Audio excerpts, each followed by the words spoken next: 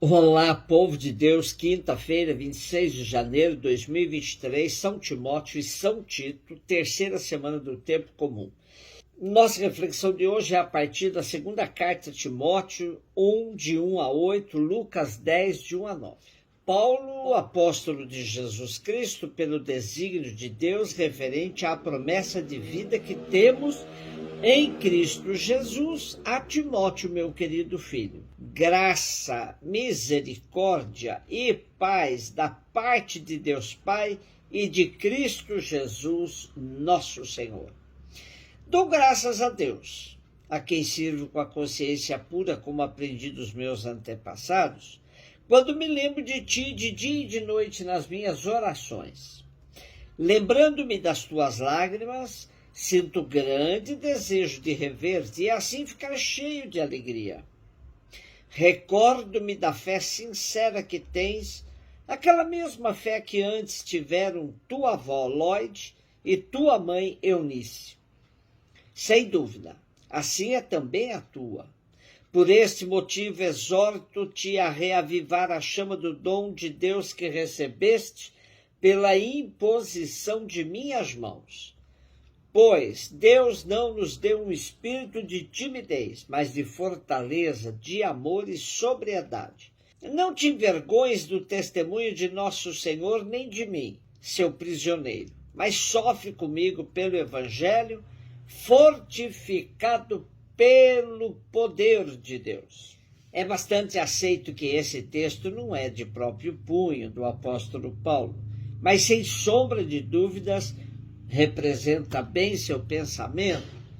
Por isso disse que se trata de um testamento do apóstolo escrito pela escola paulina no final do primeiro século. Timóteo acompanhou o apóstolo em várias empreitadas missionárias, destacando-se como seu fiel escudeiro. Por isso, o testamento em que se constitui essa segunda cartinha é recheada de frases muito afetuosas, como querido filho. Paulo sublinha também a continuidade entre o seguimento de Jesus e a fidelidade à lei hebraica, que viveu e pregou.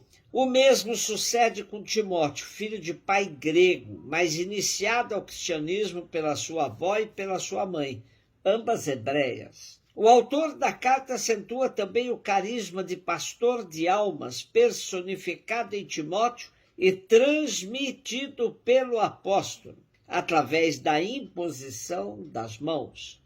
Em todo o texto domina o testemunho dado a Cristo por Paulo nas diversas e difíceis provações por que passou, e que Timóteo deve continuar com a graça de Deus.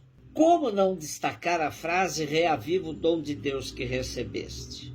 Exatamente algo que precisamos manter sempre vivo na nossa vivência cristã. Recebemos a fé como um dom que precisa ser reavivado. Às vezes, cuidamos de reciclar um monte de coisas e deixamos a fé guardada como se fosse uma peça de museu. Padecemos de excesso de passado, pouco do presente, nada do futuro. Assim, não nos habilitamos para poder cantar com o Gil. Andar com fé eu vou, que a fé não costuma falhar. Andar com fé e não estacionar com fé, pois ela é dinâmica, pois Deus não nos deu um espírito de timidez, mas de fortaleza, de amor e sobriedade. Lucas 10, 1 a 9. O Senhor escolheu outros 72 discípulos e os enviou 2 a 2 na sua frente a toda a cidade e lugar onde ele próprio devia ir. E dizia-lhes: a messe é grande, mas os trabalhadores são poucos. Por isso pedi ao dono da messe que mande trabalhadores para a colheita. Eis que vos envio como cordeiros para o meio de lobos. Não leveis bolsa, nem sacola, nem sandálias. Não cumprimenteis ninguém pelo caminho.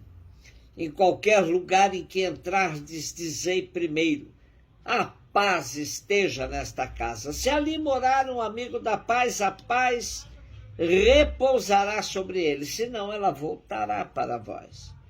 Permanecei naquela mesma casa, comei, bebei do que tiverem, porque o trabalhador merece o seu salário. Não passeis de casa em casa. Quando entrardes numa cidade e fordes bem recebidos, comei do que vos servirem, curai os doentes que nela houver e dizei ao povo, o reino de Deus está próximo de vós. O dinamismo da missão exige muitos discípulos. Por isso, além dos 12, Jesus também envia outros 72, expandindo assim o campo a ser evangelizado. Porém, a obra de Jesus está internamente aberta e realiza-se através de muitos discípulos. Os 12 continuam a ser o fundamento de toda a missão da igreja, mas juntamente com eles e depois deles, Jesus escolheu outros, muitos mais. A messe é grande e os trabalhadores acabam sempre por ser poucos.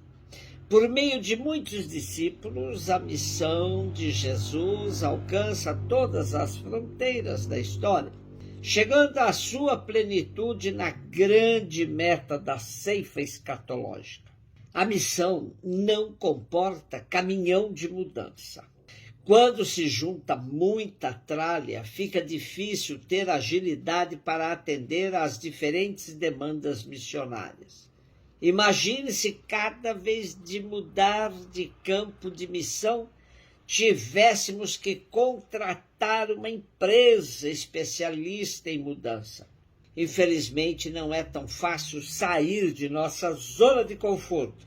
Jesus, com muita precisão, dizia, não leveis bolsa, nem sacola, nem sandálias. Conheço até seminaristas de hoje que já têm coleção de casulas, barretes com pompom e outras alfaias eclesiásticas. Cada vez que me deparo comigo mesmo, percebo como longe estamos de viver segundo os ditames do Evangelho. E ainda vale destacar que Jesus nunca iludiu seus discípulos quanto às dificuldades que encontrariam na missão. Disse-lhes, eis que vos envio como cordeiros para o meio de lobos. Portanto, missão não é passeio, muito menos turismo. Celebramos hoje São Timóteo e São Tito. O primeiro nasceu em Listra, sua mãe era hebreia e seu pai era grego. Colaborou intimamente com São Paulo na evangelização, mantendo por ele um afeto filial. O apóstolo o colocou à frente da igreja de Éfeso. O segundo, São Tito, que parece vir do paganismo, tornou-se um cristão de fé sólida e um evangelizador ativo e fervoroso. Na carta que lhe é dirigida, aparece-nos como responsável pela igreja de Creta. Um beijo no seu coração.